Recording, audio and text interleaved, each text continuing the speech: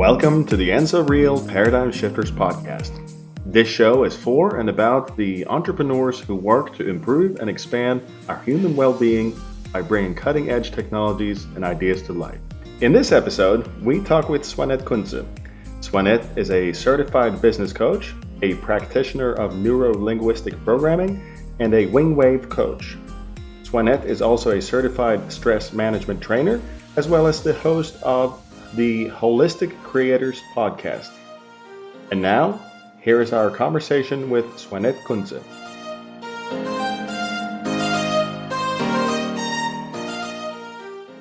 Thank you very much, Swanette, that you are here with us today on our podcast, EnsoReal Paradigm Shifters. Thank you.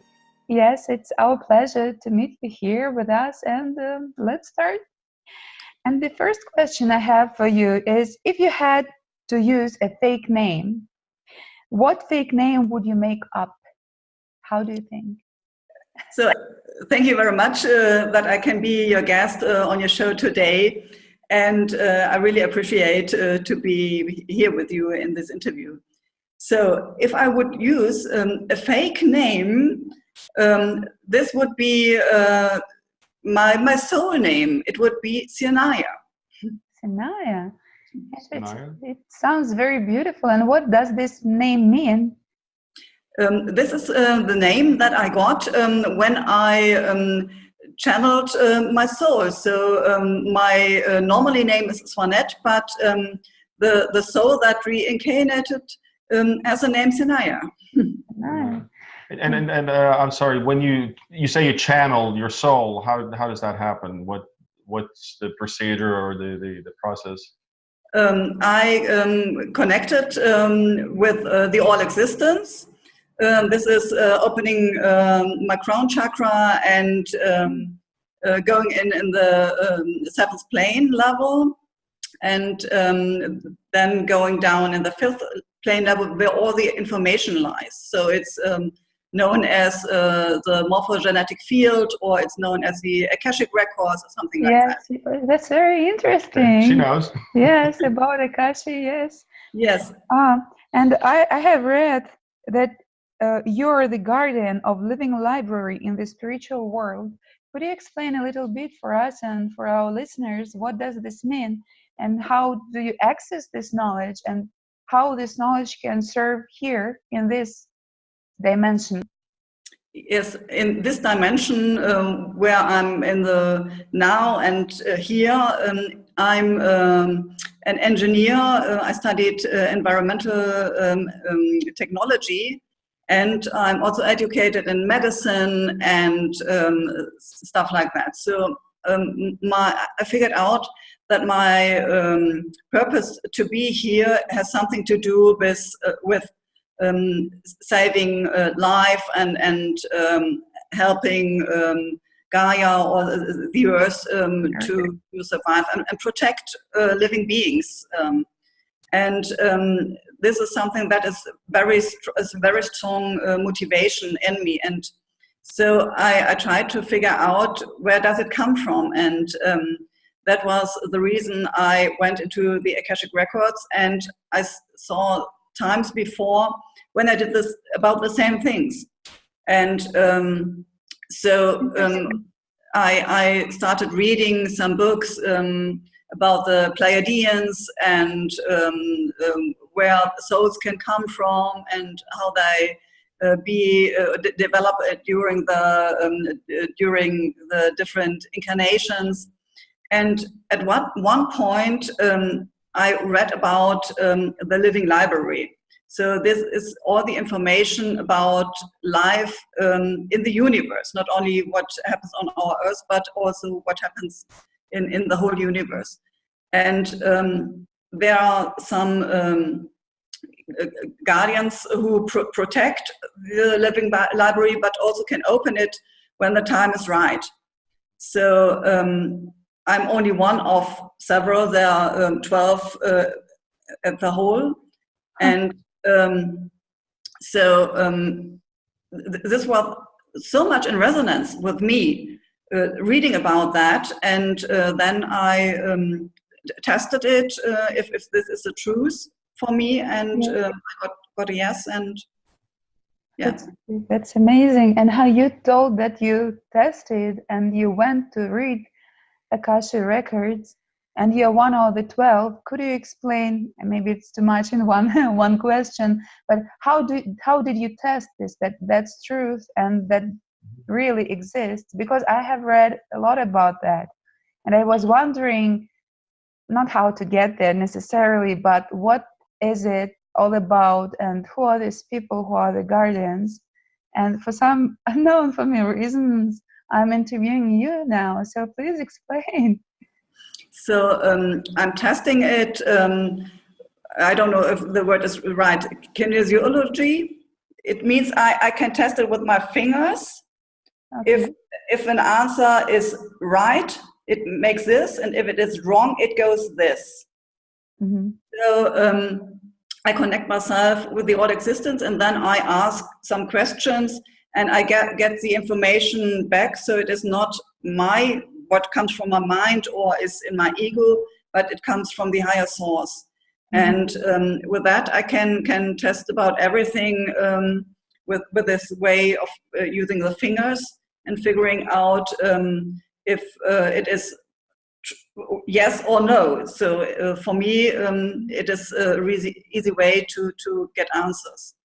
For our listeners, Swanette was interlocking her fingers when it's true, and when it's not true, the fingers slip apart. Mm-hmm. That's interesting. And how do you reconnect with all existence? How does it happen? Do you meditate? Do you think about something, or it just comes and goes without any control from your side? How does it happen? I have a kind of procedure for that. So it starts with a kind of meditation to relax. Then I use my 3 basic chakras and connect them with the earth. And then I open up with the upper chakras to first to the upper planes, so to the upper levels. And this is a kind of way that the information comes through me in a way. So I get often pictures, I see things, and I get words that are right in my mind at one moment. So I'm clairvoyant and precognitive. Are you connected with all others guardians? And if there is any connection, how do you feel? How do you perceive this connection? I mean, on which level do you connect with them? Do you meet in everyday life? Do you chat on Facebook? Or it's more spiritual connection? So you're aware that in different parts of the world there are people or souls who are guardians. How does it happen? I know that we are 12. That is just an information I have.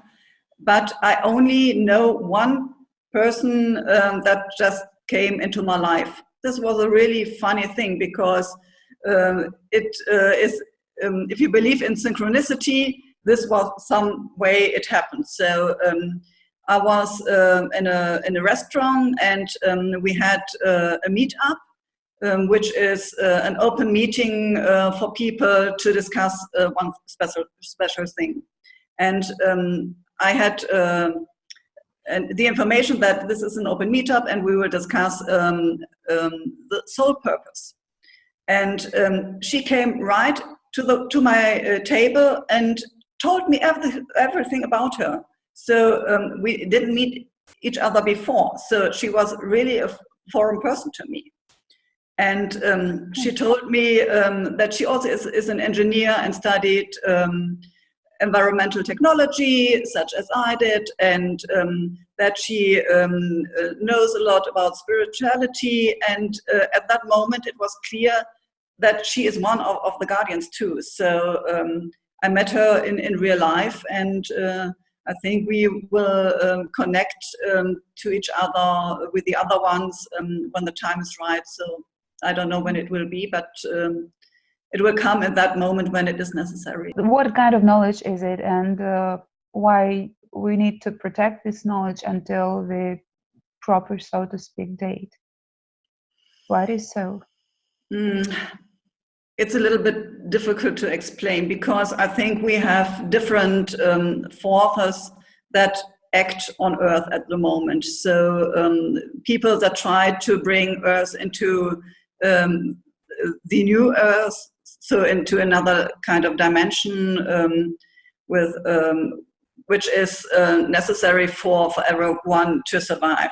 So the way we have the problems at the moment on Earth that are in the social system, it's in the environment, it's in the ecology and economy. And so we have such huge amount of problems at the moment.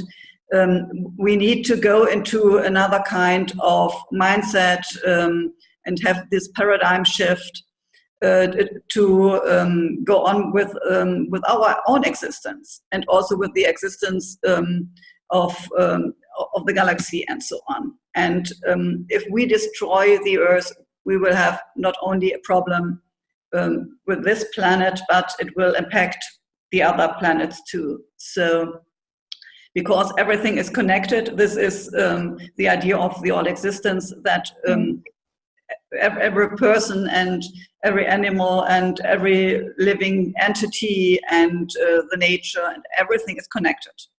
So if we change something here, it will change also in the all-knowing field.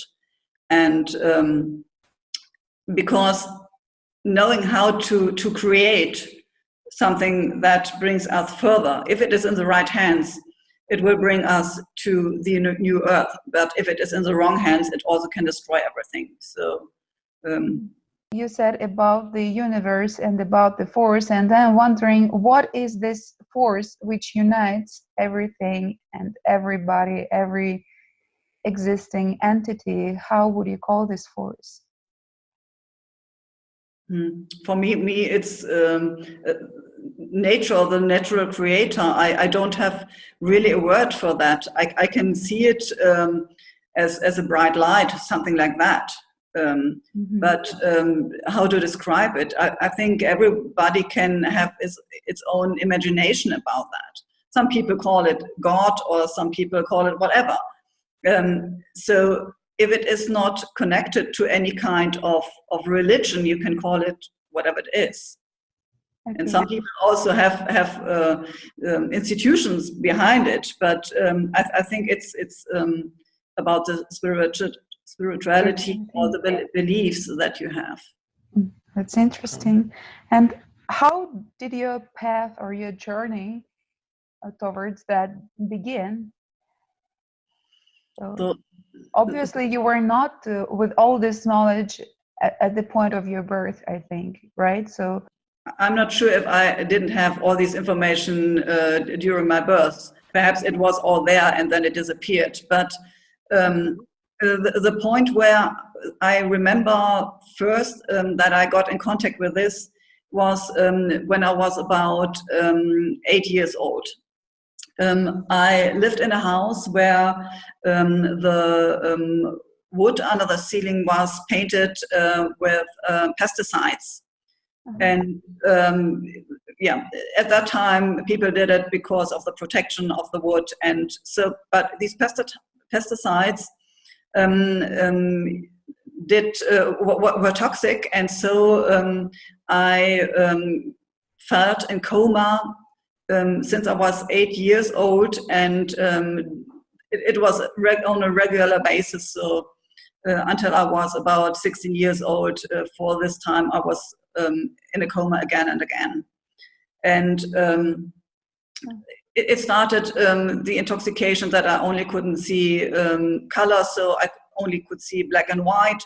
And then I felt in coma, and at one day I was in a hospital, and I laid on a bed, and I could see from above on my body. So I was not in my body anymore, but could see from above that the doctors stick in a very long needle into my spinal cord because they thought it was meningitis. And at that moment when I was in this duality, that my body was lying there and I was above. I had this feeling of harmony, and it was light, and it was calm, and so it was one moment when I had the feeling I don't want to go back, so I want to stay there. And in the next moment I was back into my body, and I had this horrible pain because of this needle, and I woke up from my own screaming, and then I was back in the coma again. So this was the first time that I realized that there is something more just me being this body. And I had this feeling for some years, and then it totally disappeared. So it was that I didn't remember that situation, and it really disappeared. And it came back when my dog died. So this is about 2.5 years ago. I was at home, and my brother was with me, who normally lives in London, and we were in the garden and did some stuff. And at that moment, I told him, Tyra, the name of my dog, has called me that she has to leave me now. And he looked at me and said, I didn't hear her barking or something. So I said, I have to go inside of the house. And there, she lay there on the sofa and looked at me and said, again, so I got the words, or the picture, the knowing, I have to leave you now. And this was right the moment when she had disappeared. So she died 15 minutes later. And this was for me the trigger point when all that knowledge came back. So it was not a slow process then, but it was immediately. And I started to read about what happened to me, so I could understand at that moment what it really was. And this was the point when my spiritual journey began. So is there a connection between all living things or just certain living things? How does that work? From my point of view, there's a connection between all living things. But the connection between me and my dog was very, very strong. So I lived with her and she with me for 16 years. And she was a kind of child for me. And we did a lot together. She was always on my side. And I also know her from times before, so she is at my side not in only this lifetime, but I knew her from a time before. So perhaps this is again a very strong bondage between souls also. And I have a question. You said that you were recurrently in the state of coma. Do you remember what was happening, so to speak, on the other side, when your body was in coma? What do you mean on the other side? You said that you experienced duality. Yeah. That you knew that your body is here and body is in coma, but at the same time you felt the presence of your soul on the other side of at least this dimension or this reality. So my question is, did you experience something in your spiritual journey while your body was in coma, or it was like nothing, or what was happening? The body, I didn't feel at that moment. So I was not connected with the body when I was in this soul part. So it only happened when I came back. So the feeling when I was above of my body was something that felt really calm and warm and lightful and something like that.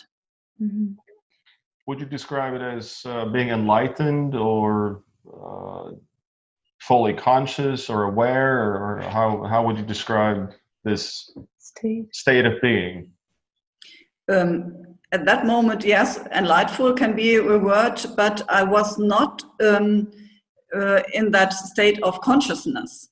So this is something that happened about 2 years ago, that I got the connection also to the morphogenetic field.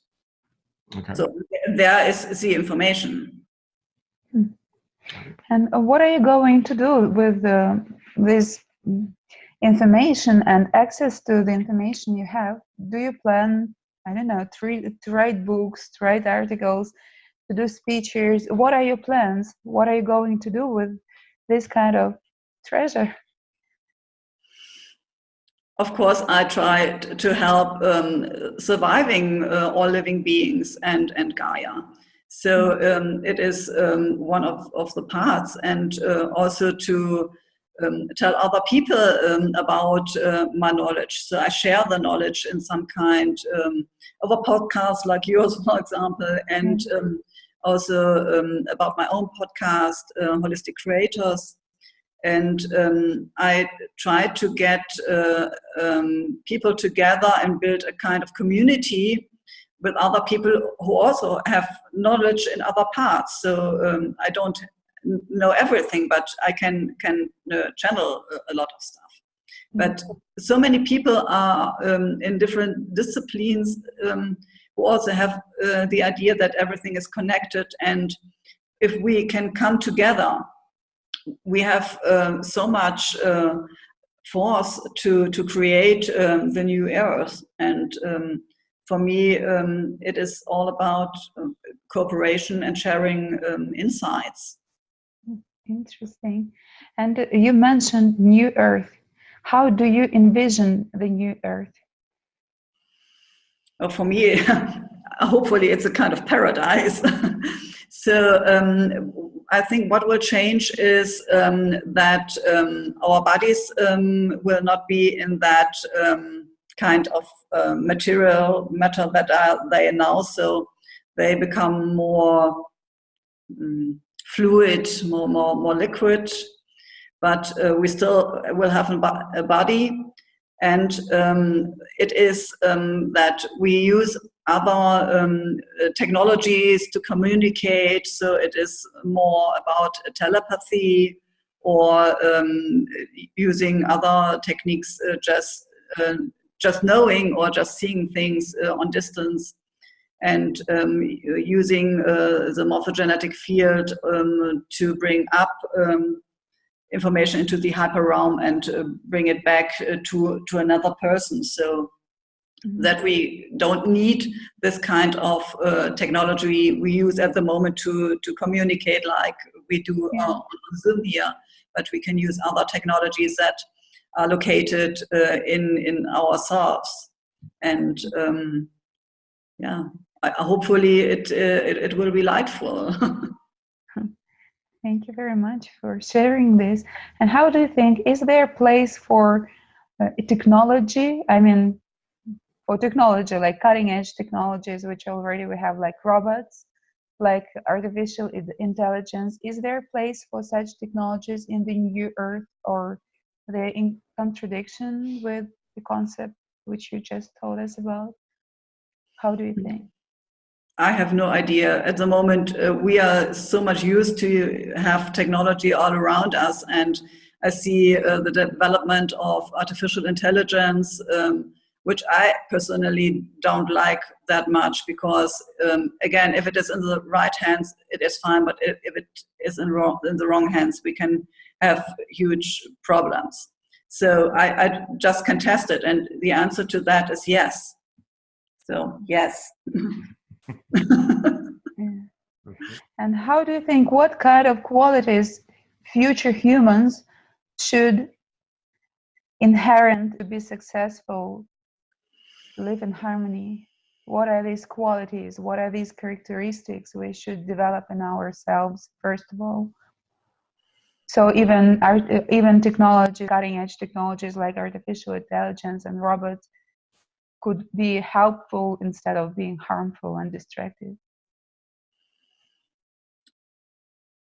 I think it is a special mindset that we need to have, and from which a special behavior will result. So knowing that everything is connected, and we influence with our behavior the life of everything, will mean that you need to behave in a special way. So it's about what I told you: cooperation, supporting each other, living sustainable, being aware of how to use resources, and everything that is in the holistic view. Have you ever tried automatic writing? So when you write something, when you said a few times that you were channeling, or you know how to channel. So I'm just trying to understand for myself. If I would, for instance, would like to try this automatic writing, how would I do that? Where to start? Yes, I tried it. I started to write a book about being an indigo, and I channel the words, and I can only write it with hand. So if I try to write it on a computer, it doesn't work. So I have now a book without words at the moment, and then I start writing down what comes through my mind, and yes, after that I start to structure it and bring it into the digital version. Oh, that's interesting. Huh. And how it actually feels like to be you. Could you share with us and our listeners how it feels like to be you? It's often that I get too much information, so I'm very sensitive, and if I'm, for example, in a crowd where a lot of people are, I can feel the other people and the mood of the other people, and so which is good when I'm surrounded by very nice and peaceful people, but it is also a horror when I'm in some cities where a lot of stresses and people are in a bad mood, and so I sometimes have to protect myself, not to feel the other people and get the information of them if I don't want to. And what do you do to protect yourself against these negative forces that you're feeling, or negative emotions? What are some ways that you use to protect yourself? It looks like a kind of I close my chakras, and then I build a kind of bubble of light around me, so that I have my space around me where other energies cannot come in. And if I want to open to a person, I reduce the space between me and this kind of bubble towards the other person. So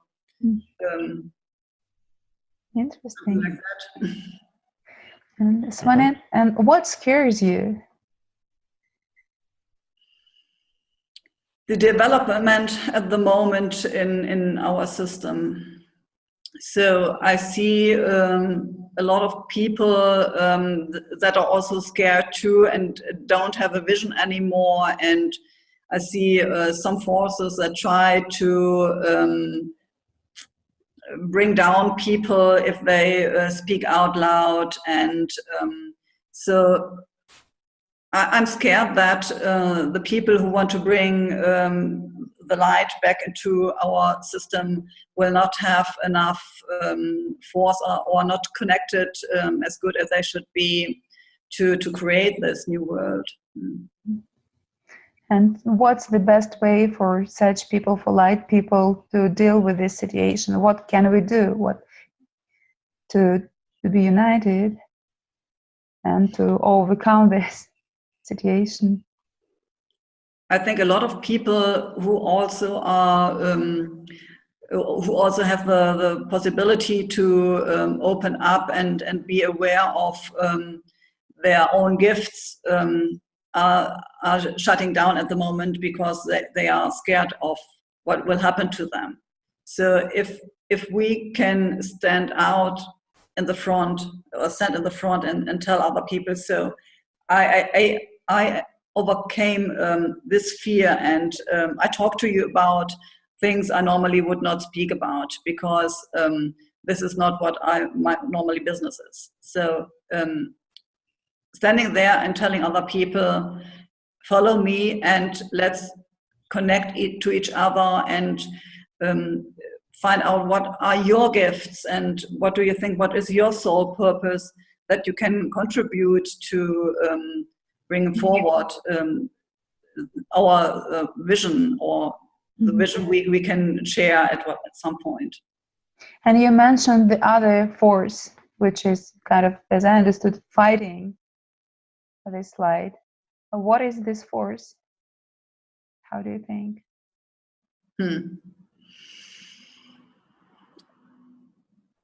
I think these are entities that use the earth to get energy from us, and therefore they have a kind of system which is at the moment established in politics and the economy and also in social systems. Yeah. Okay. And what is your biggest challenge currently in your life? How do you think? Bringing together my business and my spirituality, I think, because a long time I was really in the business and worked as a coach and facilitator, and now at the moment I fear that I have to open this up and bring in the spirituality also into my coaching and figuring out what are humanity plus the businesses that I would like to support to bring them to the next level. And so I don't want to work with some kind of businesses anymore, for example. Mm-hmm. Interesting. What businesses do you prefer to work with then? I think it's people business, of course. I worked a long time in the healthcare field, and I think this is one part, for example, where the development in the last years is very obvious. So once it was really healthcare was about healthcare, and now it's an economy that is behind healthcare. So it is not really to help people that they become healthy, but it is to do a lot of analysis and then describe medicine. And I think we have to find a way that the conventional medicine we have at the moment and also the energy medicine, for example, that these go hand in hand. And on the one hand, it is okay to, if you need an operation, a surgery, you need a surgery. Yeah. But sometimes if you have, for example, chronic pain, perhaps energy medicine could be better. Or so to find a way to bring these different views together. And I think we should go back to figure out what are the businesses that support life and support the earth, and not what are the ones that destroy it or have no meaning. So Interesting. And you mentioned previously Pleiadians, yes? And I'm wondering what kind of role do they play here? How do you understand this? How do you see this? At the moment, I think they are connectors. They bring in some information to help us to do the next steps. And why it's so essential for us as humanity to make this another step? Why we can't just stay on this level? I'm trying just to understand and to explain this to listeners too, because as you said, there are different people. And if you're saying that we have only 12 guardians out of 7 billion people, we should explain this to, so to speak, average people so they can understand why it's important, why it's essential and important to make this step forward.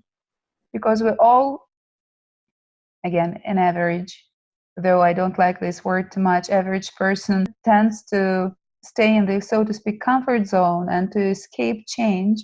So what's the motivation for an average person to move forward?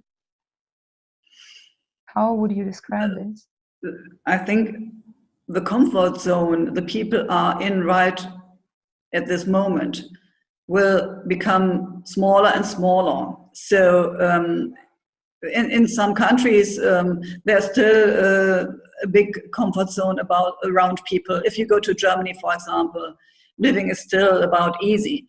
But if you go to other countries, you will figure out that, for example, the environment is destroyed in such a huge way that people can't live there anymore. They don't have drinking water, they don't have food.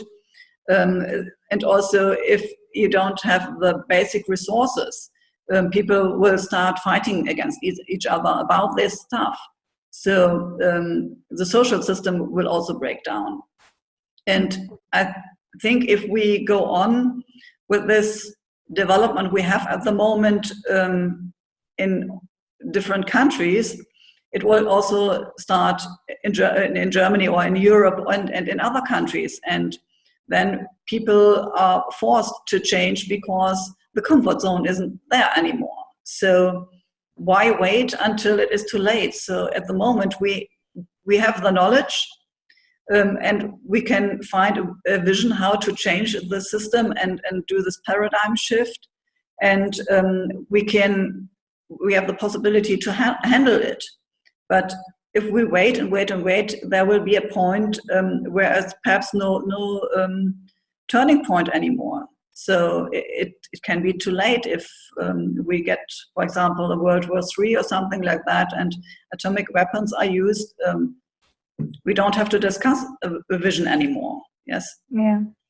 And at the moment, we have, I don't know how much, but we have time to change it and to bring up a good life, perhaps for everyone. Mm-hmm. So if we don't fight each other against each other, but are aware that we are all connected, and if I am angry against a person, it comes back to me. So what I try to send out will bring it back to me again. So yeah, it's the idea of everything is connected. So and everything is connected. Okay, thank you. And you mentioned the weapons of mass destruction, and unfortunately, we have wars all over the globe nowadays. And actually, I am from the country where the war is happening right now. And knowing this duality or dual nature of the world, spiritual and the world of matter, how would you explain why wars are still happening here from the spiritual point of view? Because there is no sense and nobody wants to die. And still they're happening. So I think it's a war because of the resources. Mm-hmm. If you look around, where are, for example, big amounts of oil or other resources that are necessary for the economy, that is a place where the wars start. You started your own podcast with the name of Holistic Creators. So my next question is, why holistic and why creators? You partially answered this question already, but could you please summarize this? Why holistic and why creators for you, first of all? Yes, because I have the vision that we can create a world where we are all together in peace, and this means knowing about the connection between everything. And the connection between everything, for me, it is a holistic worldview. So it is also a word that I know from a model that is called the spiral dynamics, which is about level of evolution societies can be in. And at the moment, we are, for example, in Germany at the level that is very much in bureaucracy and in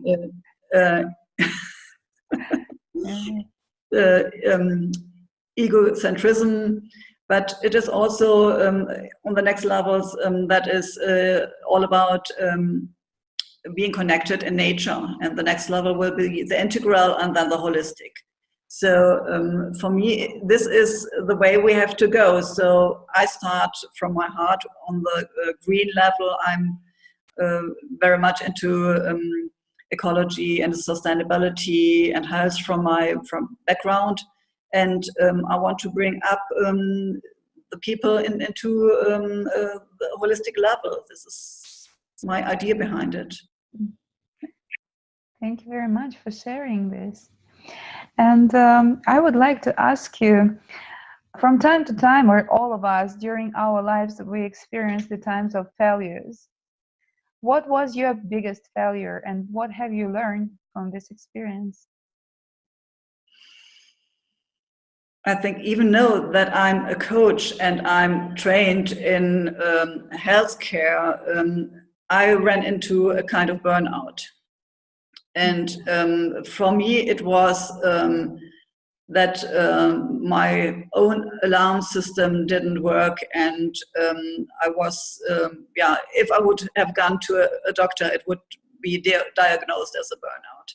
So I had no more energy, I was depressive, and didn't want to go out of bed anymore and to do my job. And I think my biggest failure is that I didn't mention what kind of way I lived, and that I wasn't in my values anymore, and that I was in the matrix, if you use that word. Yeah. And what have you learned from this experience? The best teacher is our last mistake. We all know that, yes. What have you learned? On the one hand, be aware of your behavior, and find someone who can give you some reflection and be a mirror for yourself. And it is often difficult to find the answer in yourself if you are in a kind of loop and doing the same thing again and again. But if there's someone outstanding and can drag you out of this loop, it gives you some support or help, then it is easier, and also to show someone what is the behavior he's right in. So interesting. Yeah, thank you very much. And you mentioned wing wave coaching. I just would like to know, what does this mean, and just to get more information on this, why this type of coaching? Yes, wing wave is a trademark of a system that is using a technology you normally have in your phases when you sleep. It's called the REM phase, where rapid eye movement, where the eyes move around and you dream in that phase. Yeah. And also uses kinesiology to test the way or the feelings people have. And so it is a technology I use for people who are scared or have traumas or are in a kind of burnout. And I used it for myself to come out again. So I trained it with other people, and then I became a wingwave coach to give it to other people to help them to go out of stress moments and traumas. Thank you very much for sharing once again a lot of precious information for us and for our listeners, I'm more than sure. And could you please share with us, because you mentioned earlier values, that you were not connected anymore to your values. So I assume that now you live the life where you're connected to your values. And what are these values for you? What do you value the most in life? Could you share, please? Yes, freedom is a very high value of me. The value to freedom of decision and speaking out, and the freedom to be myself. So it's authenticity also, and of course you can see it in my bio. It's sustainability. Yeah. And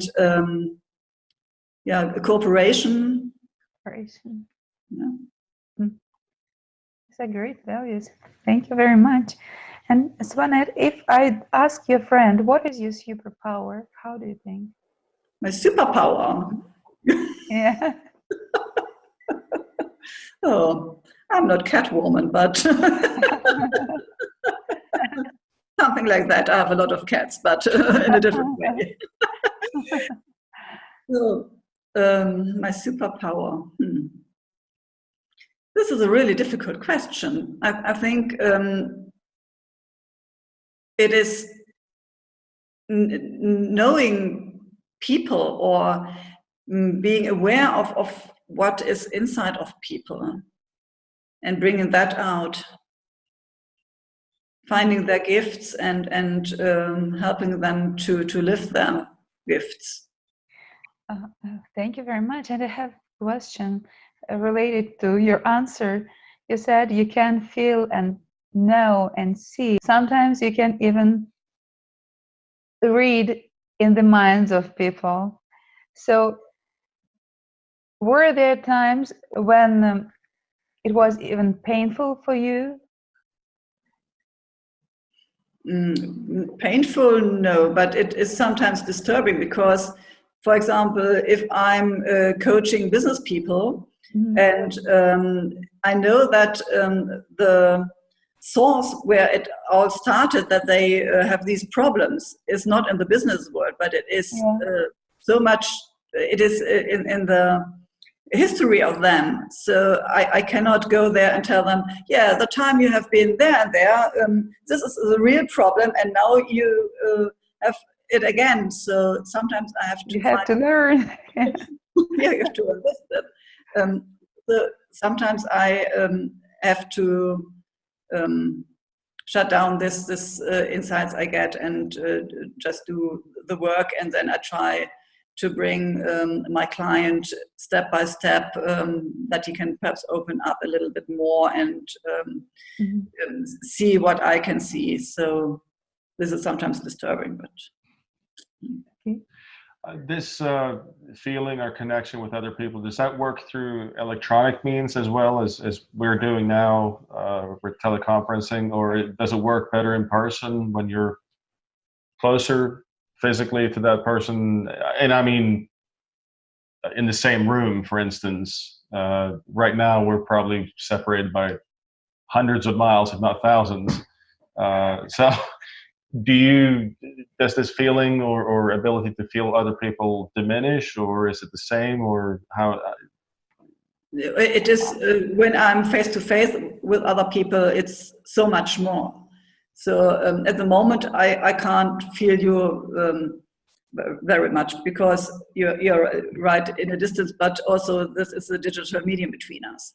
And but if I change my kind of status I'm in, so if I go now into a meditation and I connect with the morphic field, then I can come into your field too. So at the moment I'm not in, or I'm not connected to that.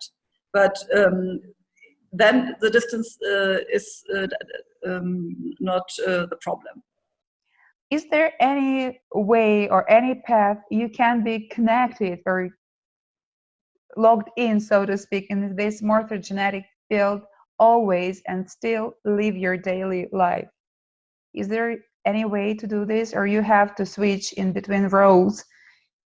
Today, in this situation, I am only spiritual. In this situation, I am only matter.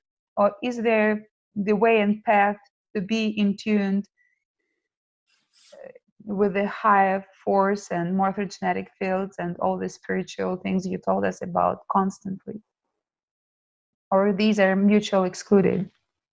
At the moment, I go in and out, but I'm not sure if at some point it would be possible to be also in this kind of material world and also in the spiritual world at the same time. Because for me, if I'm locked in to this morphogenetic field, I get so much information that it is I have to stop feeling what I'm at a person at that moment. Okay, so I see. I'm not sure if that, perhaps it is a kind of evolution we will have, and that it becomes normal for us to be in both spheres at one time.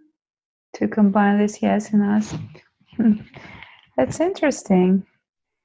Thank you very much for your time and for this great interview. A lot of information for me personally and for our listeners too.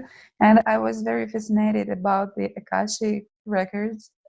And I will definitely try this automatic writing. Thank you very much, Swanette. And it was our pleasure to have you here with us. Thank you very much.